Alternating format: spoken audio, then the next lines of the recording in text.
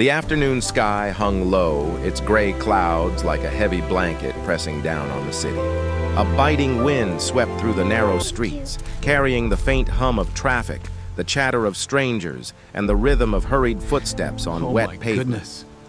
Michael pulled his worn jacket tighter around his chest, feeling the cold seep through the thin fabric. The jacket had seen better days, much like him.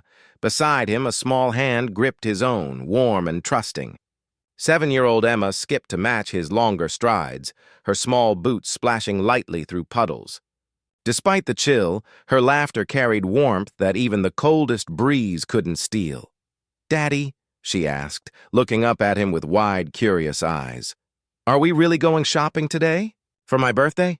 Her tone held that fragile mix of excitement and disbelief that only children carry, the hope that something wonderful might actually come true. Michael glanced down and forced a smile, hiding the exhaustion carved into the lines around his eyes. "Yes, sweetheart. We're going to find something special, just for you." What he didn't say, what he could never say, was that his wallet held barely enough for groceries, that his second job barely covered rent, and that birthdays had become a luxury they couldn't always afford. But this time, he'd promised himself things would be different. Emma deserved to feel special, even if only for a day. They walked until the bustling avenue opened before them, glowing with bright storefronts and polished marble. The world here felt different, cleaner, richer, somehow distant from the struggles of ordinary people. Michael slowed as they approached a magnificent luxury boutique. Towering glass doors gleamed under gold-plated fixtures, and inside, chandeliers spilled light like diamonds across the glossy floors. Emma's eyes widened as she pressed closer to the window. "Daddy, look! That one, it's so pretty." Her small finger pointed at a delicate silver locket resting on a velvet display stand. It shimmered faintly under the lights, simple yet full of quiet beauty, much like her. Michael's throat tightened. He saw her reflection in the glass, wide-eyed, innocent, full of dreams. Then his own beside hers, tired eyes, patched jeans, and a fraying jacket. For a brief moment, doubt crept in. He didn't belong here, not in a place like this. But when he looked down at Emma again, her face glowing with hope, he made his choice. Taking a deep breath, he reached for the gleaming door handle and pushed it open. A soft chime announced their entrance. Warm air, thick with perfume and polish, swept over them. The soft hum of classical music played in the background. Every surface sparkled, crystal, marble, silk, gold. It was a world that screamed wealth and whispered exclusivity. Michael felt every eye turned toward them. Men in tailored suits, women in fur and diamonds, staff with practiced smiles that faltered the moment they saw him. Still, he held his head high, his fingers gently squeezing Emma's. Inside, the little girl stood still for a moment, her gaze moving from one glittering display to another. "It's like a fairy tale, Daddy," she said, her voice hushed in awe. Michael smiled faintly, though his stomach twisted. "Yeah," he murmured. "Something like that." As they stepped further in, he felt the weight of the room's silence close around them. But he reminded himself of one thing. Emma's joy was worth more than any judgment. And so, they walked deeper into the golden light of that store, completely unaware of how that single moment of courage, love, and a father's quiet determination was about to change their lives forever. The soft chime of the door had barely faded before the air inside the boutique shifted. It wasn't loud or obvious, just a subtle tightening, the way people straighten their backs when something feels out of place. The polished floors reflected not just the crystal chandeliers above, but also the sharp contrast between those who belonged and those who didn't. Michael could feel the difference in the air, as if invisible eyes were tracing the edges of his worn jacket and scuffed shoes. He held Emma's hand a little tighter. Behind a glass counter, 2 saleswomen paused mid-conversation. One, a tall blonde with sharp features, leaned toward her colleague, a brunette with perfectly styled hair. Their voices dropped, but not enough to escape the stillness of the room. "Security should have stopped them at the door," the blonde muttered, her lips curling faintly. The brunette gave a small shrug, eyes flicking toward Emma. Maybe they're just lost. Michael pretended not to hear, keeping his gaze steady on the nearest display. The store glittered with luxury, necklaces that shimmered like captured moonlight, rings that sparkled with impossible fire. He wanted Emma to see it all, to believe that beauty wasn't only for those who could afford it. But the whispers kept growing, low and venomous. A woman in a fur coat shifted away from them, clutching her handbag tighter. An elderly man by the counter frowned, shaking his head as though their presence had disturbed some sacred order. Emma tugged at her father's sleeve. Daddy, why is everyone looking at us like that? Michael knelt beside her, forcing a smile. Sometimes, sweetheart, people forget how to be kind. But we're just here to look, okay? You have every right to see beautiful things, too. Emma nodded uncertainly, but her small shoulders tensed. Her eyes darted around the room, watching faces twist into polite disdain. Excuse me, sir? The blonde saleswoman's voice sliced through the quiet, smooth, and sharp all at once. She walked over, her heels clicking against the marble floor. I think perhaps you're lost. This is a luxury boutique. There's a discount store a few blocks down, much more affordable. Her words landed like stones. Michael rose slowly, his expression calm but his jaw tight. We're not lost, he said softly. My daughter's birthday is tomorrow. I wanted to get her something nice. The woman's smile didn't reach her eyes. Sir, I don't think you understand. The items here are quite expensive. That locket your daughter was admiring? She gestured toward the window display. It's $3,000. Her tone dropped to a pitying whisper. I really don't think... I understand perfectly, Michael interrupted, his voice steady but tired. We'll just look. For a long moment, the two of them stood in silence, the salesman's polished indifference against a father's quiet pride. Emma glanced up, confusion flickering in her small face. Daddy, did we do something bad? Michael's heart broke a little at the tremor in her voice. He crouched again, his hands gently cupping her small fingers. No, sweetheart. Sometimes people judge others by what they see on the outside, but that doesn't tell them who we really are. He brushed a strand of hair from her face, his voice soft but firm. You remember how you always share your lunch with your classmates who forget theirs? She nodded. That's what makes you beautiful. Not what you wear, not where you shop, what's inside your heart.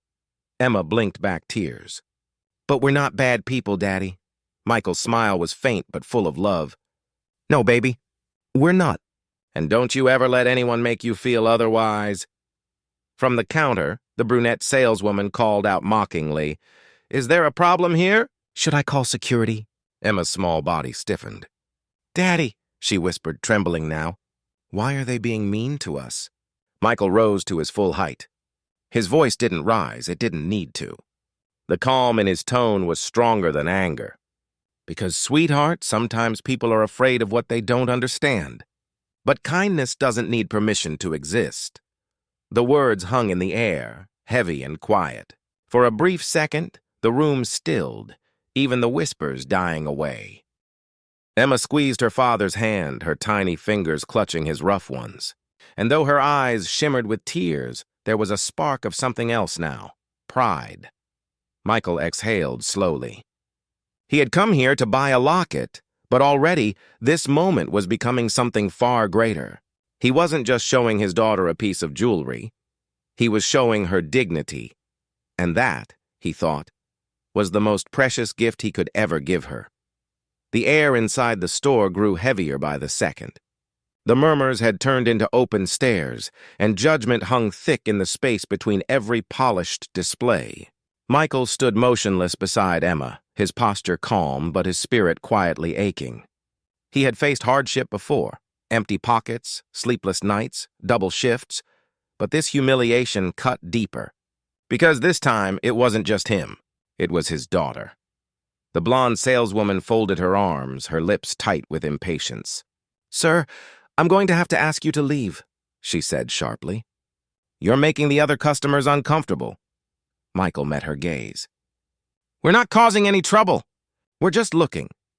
Her colleague, the brunette, let out a short laugh that carried more cruelty than humor. Looking? You can't afford to look here, sir. People like you. But before she could finish, a voice rang out across the marble floor. Deep, controlled, and unmistakably authoritative. What exactly is going on here? The sound cut through the store like thunder breaking a storm. The saleswomen stiffened instantly. Customers turned. Even the security guard by the entrance froze mid-step. The man who spoke was tall, impeccably dressed in a charcoal gray suit. His shoes gleamed like black mirrors, and his expression carried the quiet weight of someone used to being obeyed. His silver cufflinks caught the light as he walked forward, each step deliberate and measured. "Mr. Sterling, sir?" The blonde began, her confident tone evaporating. "We were just handling a situation. This man was disturbing the customers. Richard Sterling." The name itself carried weight. He was the owner of the store, the self-made tycoon whose empire of luxury boutiques stretched across the city. Every employee in the room suddenly found a reason to stand straighter. Richard's sharp gaze swept across the scene, the frightened little girl clinging to her father, the saleswomen standing like gatekeepers of privilege, the small crowd pretending not to watch. Then his eyes fell on Michael. For a moment, something flickered in his expression, a hint of recognition buried beneath years of distance and success. He took a step closer.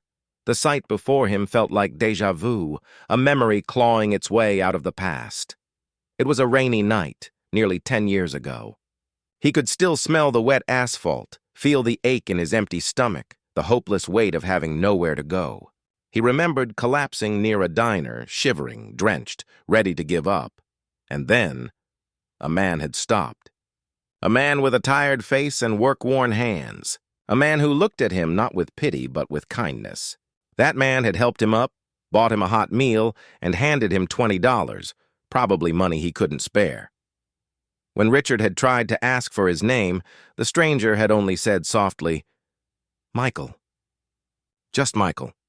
When you get back on your feet, help someone else who needs it."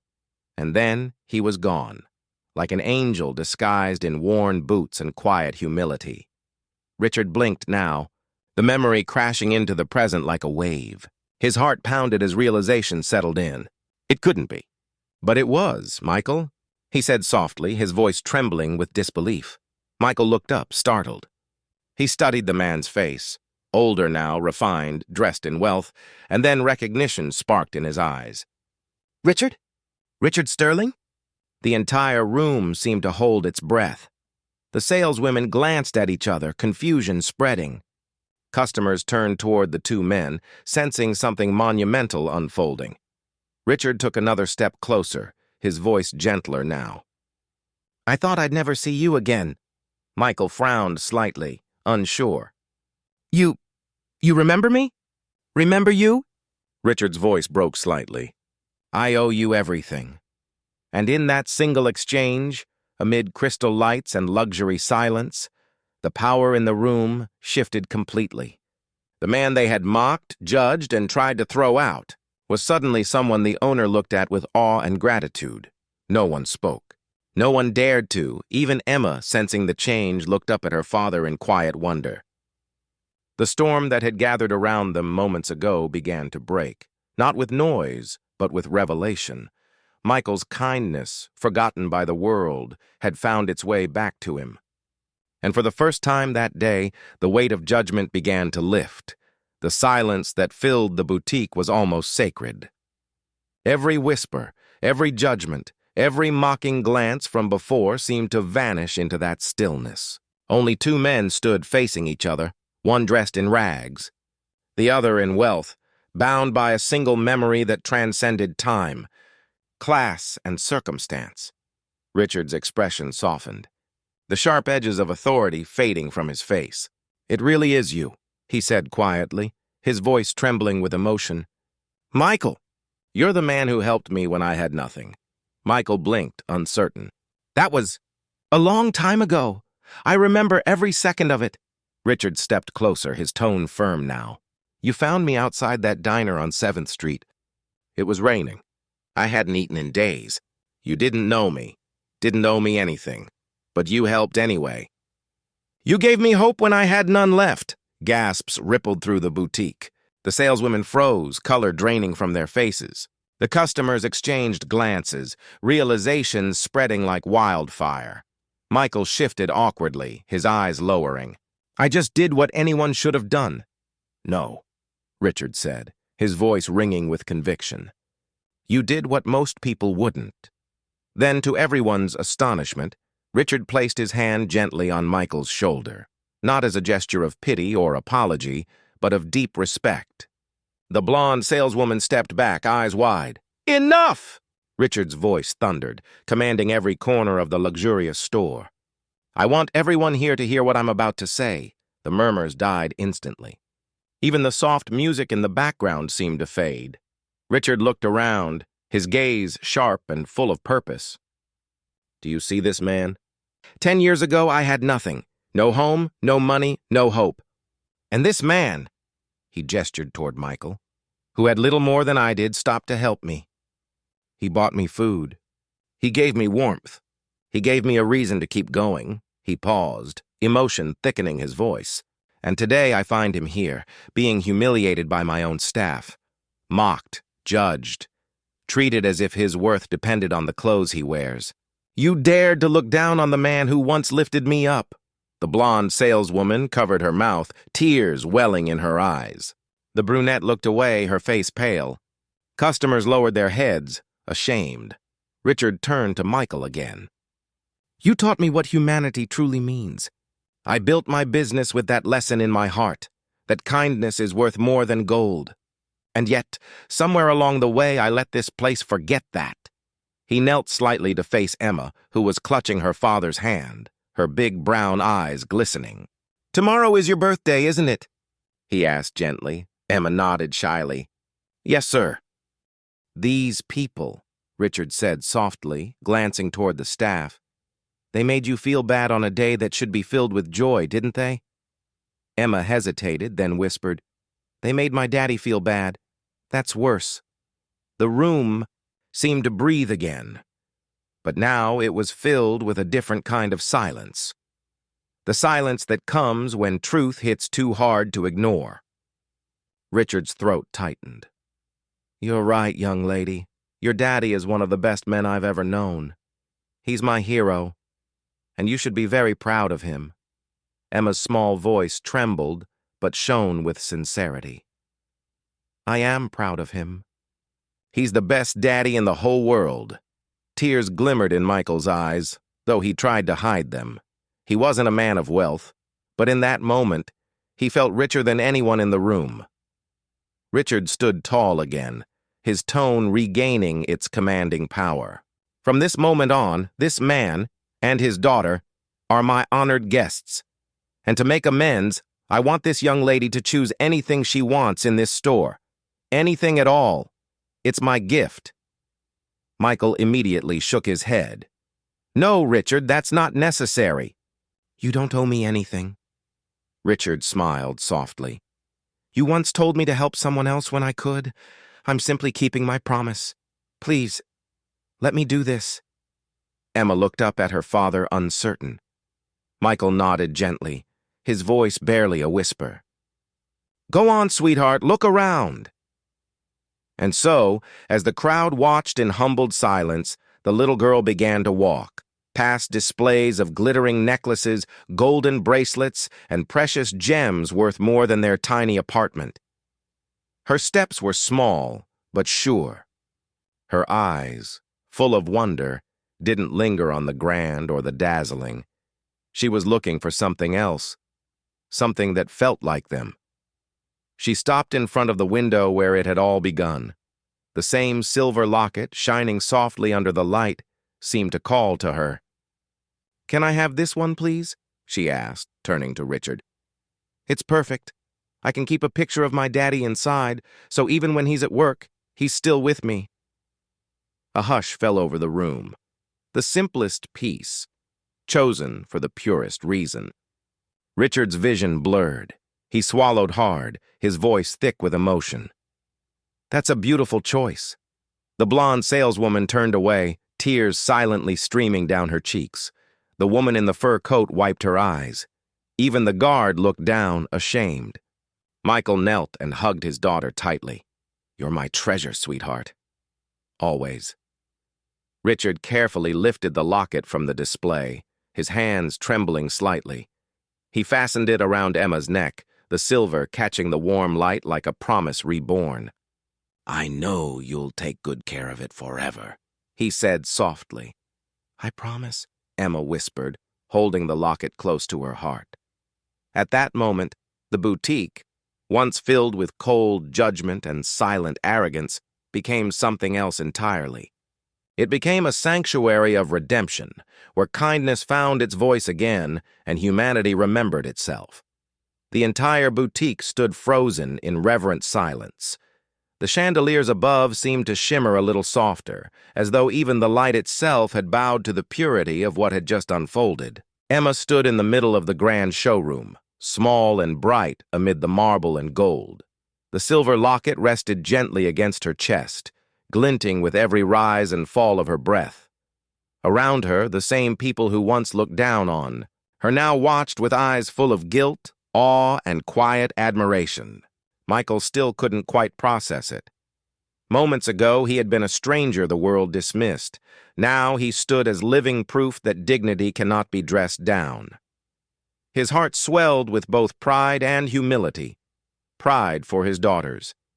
Grace and humility for the way kindness had found its way home after all these years.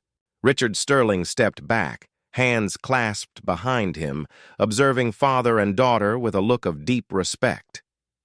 He had witnessed many grand moments in his stores, proposals, celebrations, luxury purchases, but none had ever carried this kind of beauty. "Emma," he said softly, kneeling so he could meet her eyes.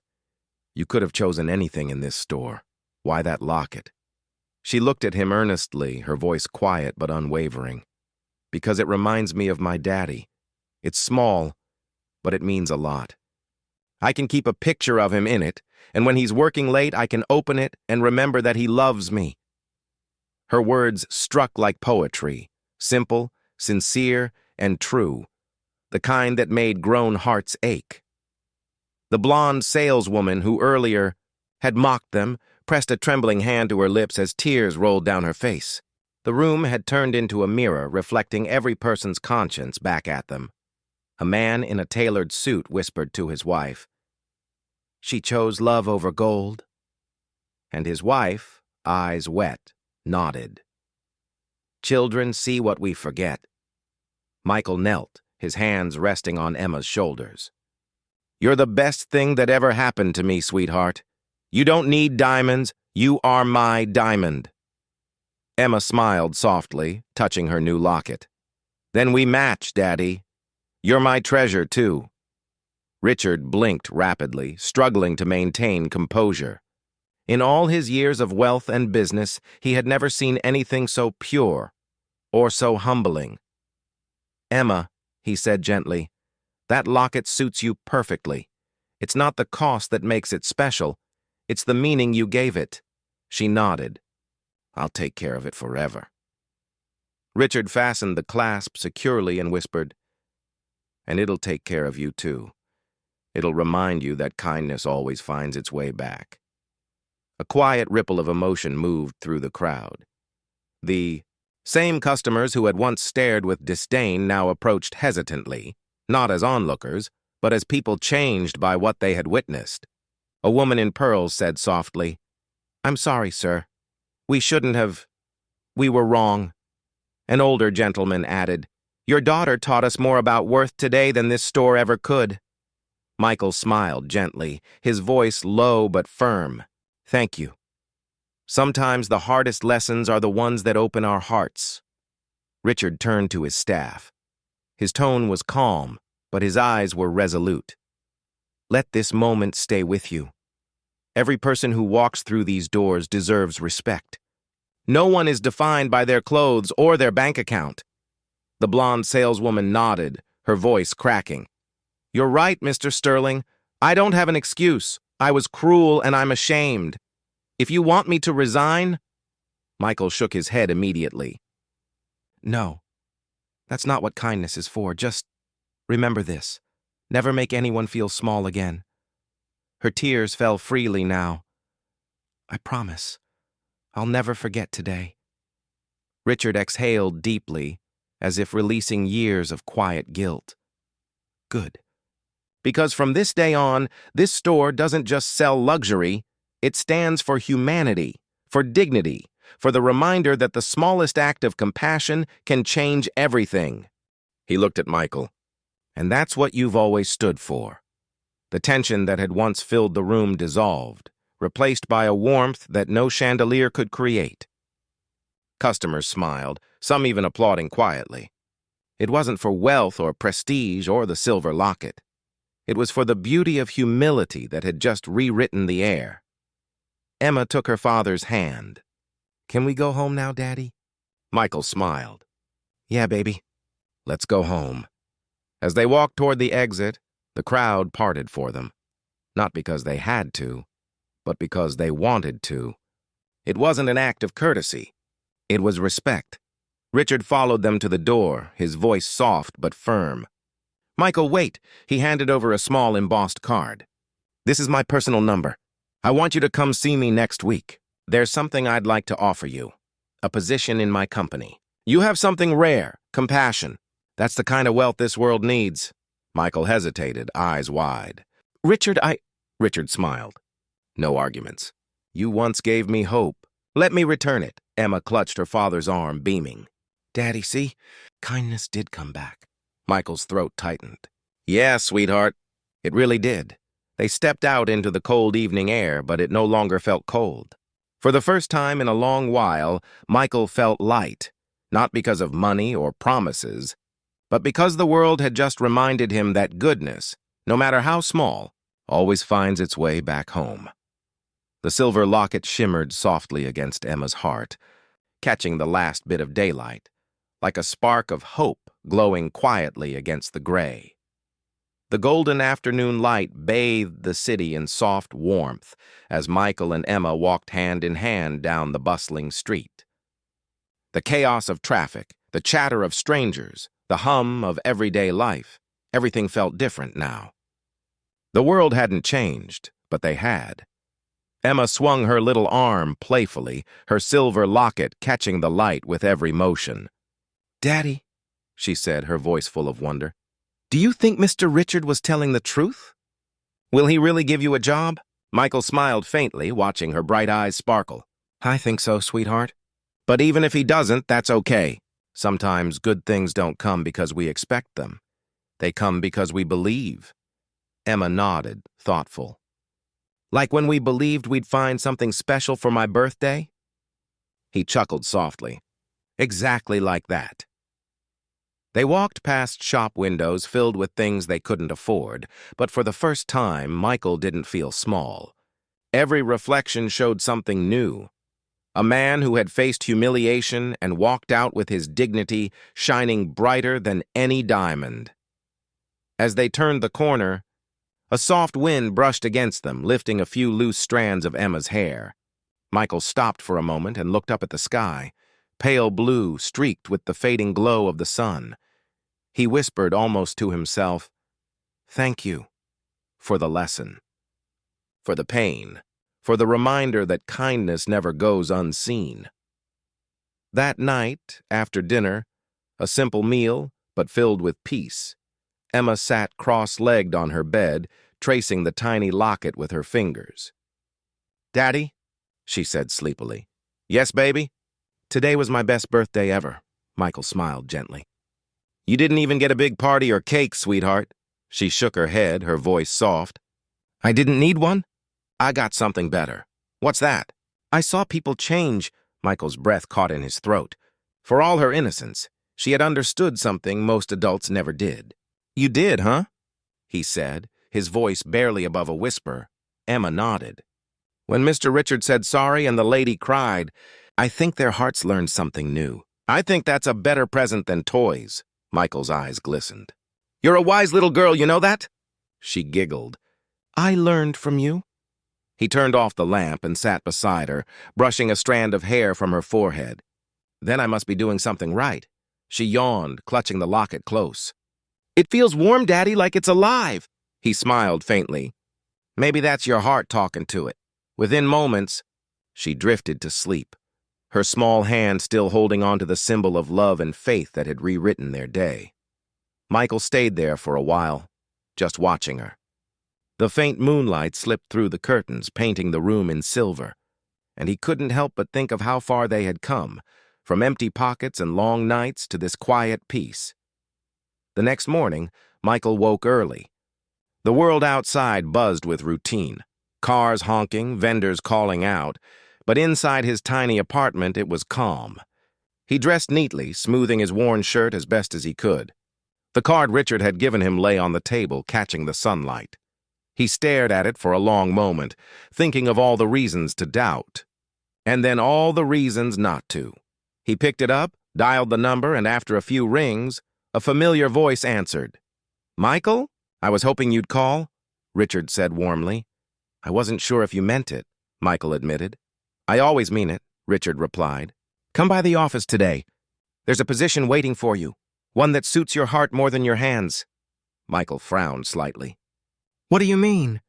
"You'll see," Richard said, smiling through the phone. "Just come." A few hours later, Michael stood in the gleaming lobby of Sterling Enterprises. The glass doors reflected his uncertain face, humble, hesitant, but full of quiet determination. When Richard appeared, he greeted him not as a boss, but as a friend. "Welcome, Michael. I've been waiting." They walked through the corridor, where framed awards and gold plaques lined the walls. "You see all these?" Richard said. "They look impressive, don't they? But none of them matter if we forget what they stand for. People." He paused at a door marked Community Outreach Office. "I started this department to help people who are struggling, people like I once was. And I can't think of anyone better to lead it than the man who once helped me." Michael froze. "Lead it?" Richard smiled. "Yes. Who better to guide kindness than the man who taught it to me?" For the first time in a long time, Michael felt his throat tighten, not from pain, but gratitude. He reached out a trembling hand. "Richard!" "I don't know what to say." "Say yes," Richard replied simply, "and let's make sure no one ever feels invisible again." That evening, as Michael returned home, Emma ran to the door, excitement bursting in her little voice. "Daddy, how did it go?" He lifted her up, spinning her around. "It went perfectly, sweetheart. We have a new beginning." She laughed, clutching her locket tightly. "See, I told you kindness comes back." Michael kissed her forehead.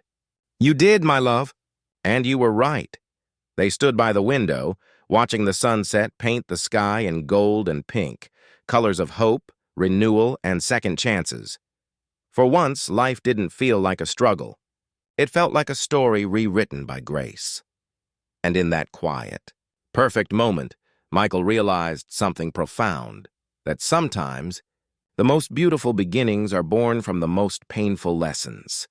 That night, their small apartment felt different, lighter somehow.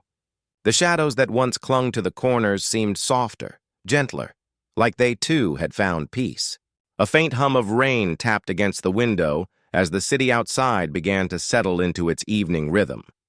On the small wooden table sat a half-eaten birthday cake, its icing uneven and imperfect, but to Emma, it was the most beautiful cake in the world.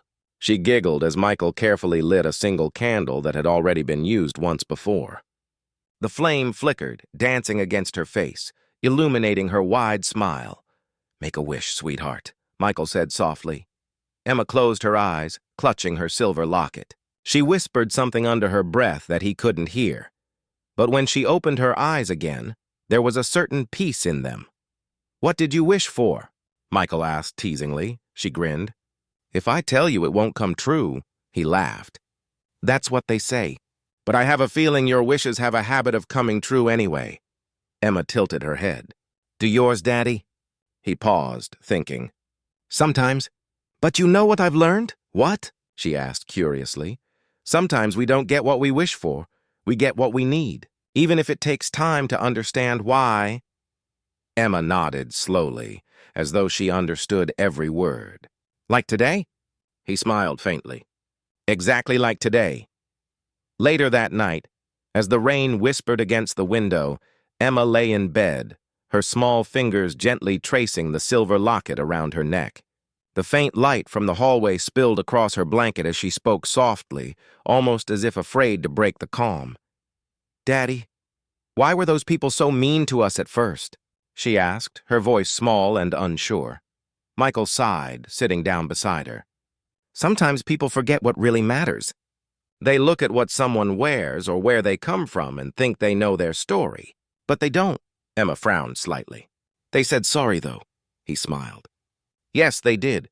And that's what's important. People can be wrong, but they can also change. It takes courage to admit a mistake." Emma thought about that for a long moment. "So, even if someone hurts us, we should still be kind?" Michael nodded slowly. "Yes, because kindness isn't something we give because others deserve it. It's something we give because it's who we are." A tiny smile played on her lips. "Like when we gave that man food and he gave us hope later?" Michael's throat tightened. "Exactly, sweetheart. That's the ripple of kindness. It spreads. You throw one small stone of goodness into the world and it keeps moving, touching lives you'll never even see." Emma rolled onto her side, cuddling her pillow. "I want to make ripples too, Daddy." "You already are," he whispered. The next few days passed in quiet anticipation. Michael had started preparing for his new job, studying everything he could about the community programs Richard had built. He wanted to do more than just work. He wanted to make a difference. In the evenings, he and Emma would sit on their small balcony, the city stretching before them, glowing with the orange haze of streetlights. They'd talk about their dreams, their fears, their plans. "Will you be home more now?" Emma asked one evening, her voice hopeful. Michael smiled, wrapping an arm around her. "Yes, baby. No more late-night shifts. I'll be home for dinner. We'll read stories again." Her eyes sparkled. "Even the long ones?" "Especially the long ones," he said with a chuckle. They sat quietly for a while, watching the stars slowly appear through the misty sky. The world felt softer, as if life itself had paused just to give them this peace. A week later, on a crisp morning painted in gold and pale blue, Michael walked into his new office for the first time. The sign outside read Sterling Foundation, Community Outreach Division, Kindness First. He stopped, staring at the motto. It wasn't just words. It was the very principle that had brought him here, the seed he had planted years ago without even realizing it. Inside, Richard greeted him with a warm handshake. "Welcome home, my friend," he said sincerely. Michael looked around. The walls were filled with photographs of families, volunteers, smiling faces, and community events. Hope lived here. It was tangible. Richard placed a folder on the desk. "You'll be leading our next initiative. Food and clothing drives for struggling families. You know better than anyone what they need." Michael exhaled, deeply moved. "Thank you, Richard." "For believing in me," Richard smiled. "No, thank you. For reminding me why belief matters." That evening, when Michael returned home, Emma was waiting by the window as always. "How was your first day, Daddy?" she asked eagerly. He knelt down, smiling. "It was perfect. We're helping people who need kindness, just like we once did." Her smile widened. "Then they'll be okay too." Michael nodded. "Yes, sweetheart. Because kindness doesn't stop. It keeps moving forward." She ran into his arms, hugging him tightly. "I'm proud of you, Daddy." "And I'm proud of you, my little ripple maker," he said, laughing softly. Later that night, as Emma slept, Michael sat quietly by her bed. The faint silver glimmer of the locket reflected the moonlight, and he realized it had come to symbolize more than just love. It was faith, resilience, and the unbroken circle of kindness that connected every soul. He whispered a silent promise that he would spend the rest of his life ensuring no one else ever felt small, unseen, or unloved, because he now understood the truth. Kindness isn't just an act. It's a legacy, and sometimes the smallest ripples can change the tide of an entire ocean. The morning sun filtered softly through the window blinds, painting streaks of gold across the modest living room. Michael sat at the edge of the couch, a mug of coffee warming his hands, the steam rising like a whisper of calm. On the table beside him lay Emma's drawing. Two stick figures, a father and daughter, holding hands under a rainbow. Above them, in messy handwriting, were the words, "Kindness always comes back." He smiled. That simple phrase had become their truth. A week had passed since Michael began his new position at the Sterling Foundation, and every day felt like breathing in a new kind of air, lighter, cleaner, filled with purpose. The office buzzed not with pressure or competition, but with compassion. Walls once silent now echoed with laughter, plans, and hope. Richard often visited not as a CEO but as a friend. Together, they shared coffee and old stories. Two men bound by one timeless act of humanity. "You know," Richard said one afternoon, gazing out the wide office window, "if someone had told me 10 years ago that the man who once saved me would someday help me change lives, I wouldn't have believed it." Michael smiled quietly. "Maybe that's what kindness does. It finds its way back, even when the road seems impossible." Richard nodded. "It's strange, isn't it? How a single moment can rewrite everything." As weeks turned into months, Michael poured himself into his work. He helped organize community drives, partnered with shelters, and listened to people's stories. Stories of loss, resilience, and hope. Every conversation reminded him of the night he and Emma had walked through those glass doors, judged and unseen. He carried that memory not as a scar, but as a compass. At home, life changed too. The exhaustion that once hung on Michael's shoulders had lifted. He no longer came home late, drained, and defeated. Instead, he'd find Emma waiting by the window, a book in her hand, the silver locket resting against her heart. "Story time, Daddy?" she'd say every night. "Always," he'd reply. Their laughter filled the apartment like music. They cooked together, danced while doing dishes, and dreamed out loud about all the people they wanted to help next. 6 months later, the Sterling Foundation launched its first major initiative under Michael's leadership, the Ripple Drive, a community event that provided food, clothes, and educational supplies to hundreds of struggling families. The morning of the event, the city park buzzed with life. Volunteers moved with energy and purpose. Tents lined the grass, filled with boxes of clothes and toys, tables of warm meals, and corners where children painted and laughed freely.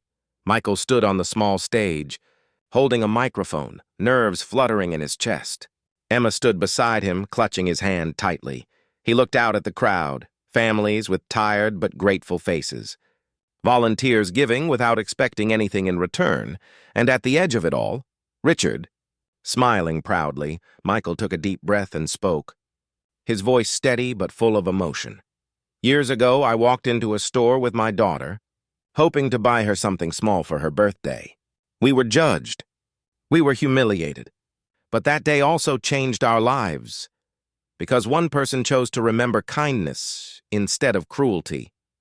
He paused, his gaze finding Richard's. "That moment taught me that kindness is never wasted. It always finds its way back, sometimes when you least expect it. This event, this foundation, is proof of that." Applause rippled through the crowd. Emma looked up at her father, her eyes shining with pride. Throughout the day, Emma helped wherever she could, handing out books, serving meals, even giving away her favorite teddy bear to a little boy who didn't have one. She knelt beside him and whispered, "This one brings good dreams. Promise you'll take care of it?" The boy nodded eagerly, hugging it close. Michael watched from a distance, his heart swelling with pride. That night, as they drove home, Emma gazed out the window, the city lights reflecting in her locket. "Daddy," she said softly, "today felt big, like something special started." Michael smiled. "It did, sweetheart. Today was the first ripple of many." She nodded, her voice full of quiet certainty. "I think when you help someone, it's like throwing a pebble in a lake. The circles get bigger and bigger until they touch the whole world."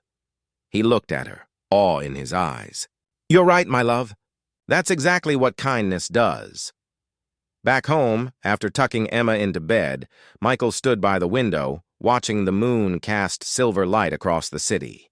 He thought of the path that had led them here, The judgment, the humiliation, the unexpected redemption. Every hardship had been a lesson. Every tear a seed that grew into something stronger. He whispered softly to the night, "We made it, Emma. Not rich in money, but rich in heart." And as he looked at his daughter sleeping peacefully, the silver locket glimmering against her chest, Michael realized something profound, that their story was no longer about survival. It was about purpose. It was about giving back. It was about ensuring that no one else ever felt invisible the way they once did. The next morning, as the first light of dawn touched the horizon, Michael sat at his desk, sketching plans for the next outreach project. At the top of the page, he wrote a single line, one that would define the rest of his life. "Kindness is not charity, it's humanity." He smiled, placed the pen down, and looked toward Emma's room, where faint giggles echoed as she played with her dolls. For the first time in years, the future didn't feel uncertain. It felt radiant. A new chapter had truly begun.